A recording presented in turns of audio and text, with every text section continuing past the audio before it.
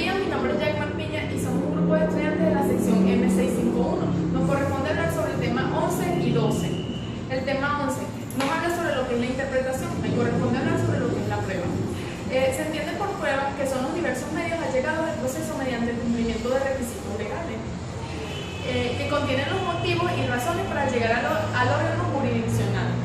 En Venezuela, la prueba judicial tiene su base en la propia Constitución y forma parte de los debidos procesos, es decir, constituye un derecho constitucional procesal que permite las partes a la aportación y evacuación de todas las pruebas que sean legales y pertenecientes para demostrar las afirmaciones o negaciones que sostienen en el proceso como fundamento de su pretensión y excepción, y obliga a los operadores de justicia a velar por dicho derecho y permitir la promoción y evacuación, así como al derecho de contradecir cada medio probatorio y controlarlo, estando obligados a apreciarlo para establecer la premisa menor del silogismo judicial, cuestión de hecho como motivación que debe contener los fallos judiciales en cumplimiento del derecho a la tutela judicial efectiva, contenido en el artículo 26 de la Constitución de la República Bolivariana de Venezuela, evitándose así la anarquía. Mi nombre es Lediver Romero y le voy a continuar con el tema. Medios de prueba. Consiste en la incorporación legal de los medios de prueba como las cosas o personas a un proceso judicial con las garantías suficientes para que los medios de prueba sean idóneos para formar la convicción de quien tiene la responsabilidad de juzgar. El juez no puede decidir las cuestiones a su antojo, sino basándose en la ley y en las pruebas, como consecuencia del principio de defensa en el juicio. Las partes pueden colaborar con la resolución del conflicto planteando aportes de las pruebas que poseen. Estas pruebas se incorporan en el proceso y ya no pertenecen a las partes que le introducen. Si un testigo aportado como parte de una prueba en su defensa, luego declara en su contra, la parte que aportó esa prueba, que ahora ya no le conviene, no puede retirarla. Con alusión a esta, que es la investidura jurídica que reciben todas aquellas actas, inspecciones, experticias criminalísticas y forenses y testigos que están relacionados con la investigación y sean útiles para el descubrimiento de la verdad. Mi nombre es Jonathan Llovera y yo les vengo a hablar acerca de la convalidación del negocio jurídico. La convalidación o subsanación es hacer eficaz un negocio jurídico que inicialmente adolecía de algún vicio o defecto. Como se ha dicho, únicamente son convalidados los negocios afectados de nulidad relativa, no los que tienen nulidad absoluta. Es decir, se va a añadir como una especie de excepción a aquellos que tienen algún defecto parcialmente que permita subsanarlo. Las principales clases de convalidación son por confirmación, por prescripción sanatoria y por conversión. Por confirmación es la renuncia a la acción de nulidad hecha por aquel que puede hacer valer el vicio del acto. Es decir, un ejemplo puede ser si alguna de las partes está en contra de ese procedimiento, puede hacer valer ese vicio y que quede de manera absoluta, impidiéndola. Por prescripción sanatoria se produce por el transcurso del tiempo en el que se pueda introducir la acción de nulidad. Son las que se hayan intentado por parte del que puede hacerlo. Es decir, si en un determinado tiempo establecido por la ley no se establece esos mecanismos de subsanación, ya se da por prescrito ese contrato y ya no se hará eficaz la convalidación. Por conversión es que hay una conversión del negocio jurídico cuando un negocio jurídico queda nulo. Esto sucede en la forma en que las partes encuadran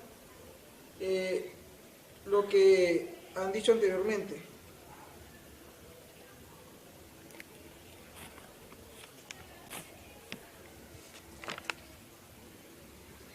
Extinción del negocio jurídico.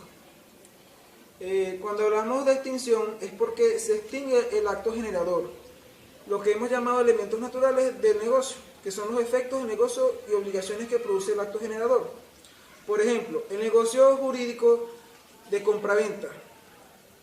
Ahí el acto generador es el que termina en el momento en que se forma la voluntad contractual, es decir, cuando se llega al acuerdo entre las partes. Después, los elementos naturales del negocio en la serie de derechos y obligaciones a que quedan sometidos el comprador y el vendedor. Es decir, que en un determinado contrato, pues, como en ese caso, que es de compraventa, ahí se extingue, una vez ya firmado el contrato de compraventa, se extingue ese negocio jurídico, por así decirlo.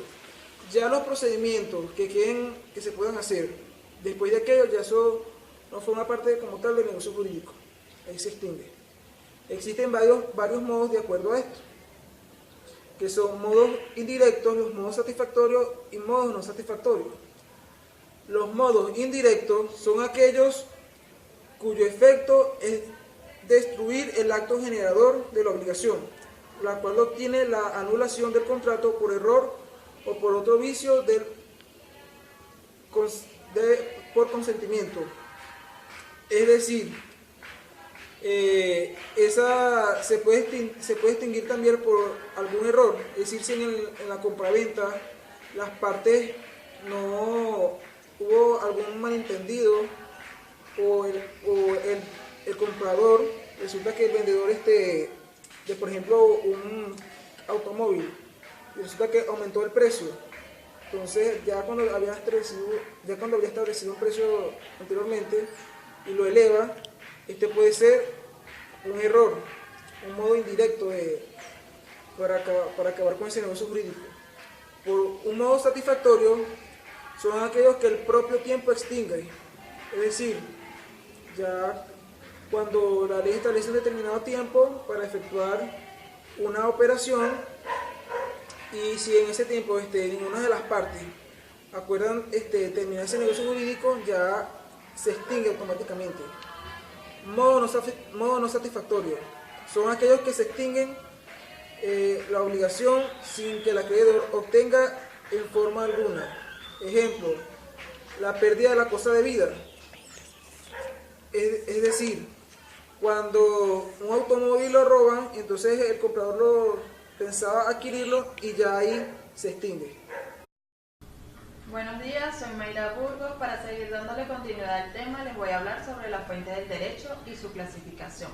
Las fuentes del derecho son hechos pasados que derivan de la creación, modificación y extinción de las normas jurídicas.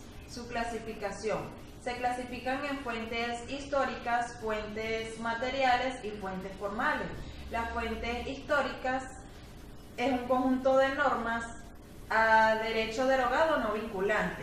Las fuentes materiales son todos aquellos factores que directa e indirectamente concurren a la génesis, determinación y transformación del derecho.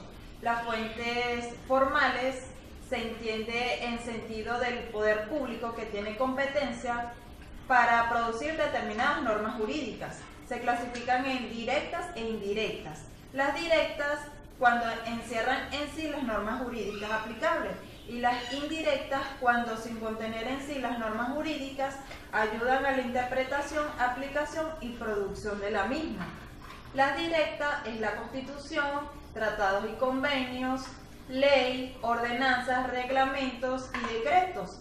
Y las indirectas es la doctrina, la jurisprudencia, los principios generales, la analogía y la equidad. Esa fue toda mi exposición. Gracias.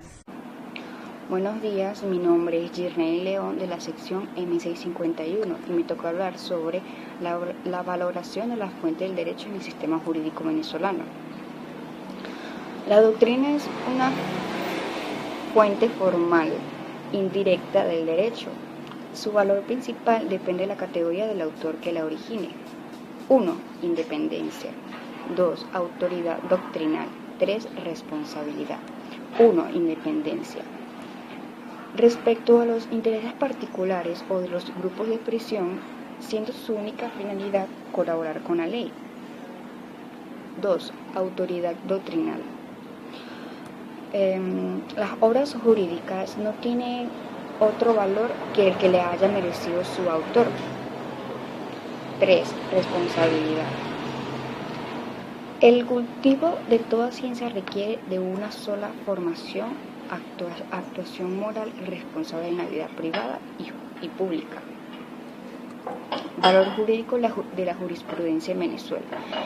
El valor jurídico en la jurisprudencia en Venezuela no es una fuente directa del derecho, ya que no contiene en sí la norma jurídica obligatoria, pero tampoco hay duda de que la jurisprudencia es la fuente indirecta más importante y consultada mayormente por el legislador, jueces y abogados en la creación y aplicación del derecho. Por tal razón se dice que es de carácter vinculante. Eso es todo. Gracias. Yo le vengo a hablar de la relación del derecho consuetudinario en la actualidad. El derecho consuetudinario brota de una comunidad manifestándose por un largo uso y es reconocido por el Estado. Es necesario para el bien común y se inicia en la comunidad como una repetición general y constante de hechos u usos sociales. Este derecho está integrado por reglas sociales y derivadas de un uso más o menos largo y tales reglas que se transforma en el derecho positivo, cuando los individuos que la practican la reconocen como una obligatoriedad, cual si se tratara de una ley. Hay tres diversas formas del derecho de consuetudinario, la cual es una delegante que se da cuando escrita por medio de una norma jurídica no escrita y autorizada, en el instante por el derecho escrito. El 2. Se habla de un derecho consuetudinario delegado en aquellas cosas en que la ley remite una costumbre para una solución y determinada contradiversa. Las 3. La costumbre se devuelve en el sentido opuesto a los textos legales es en el caso de una costumbre derogatoria de Snatch. Admite que la posibilidad está deforme cuando el legislador la niegue, expresándose validez como ocurre verbigracia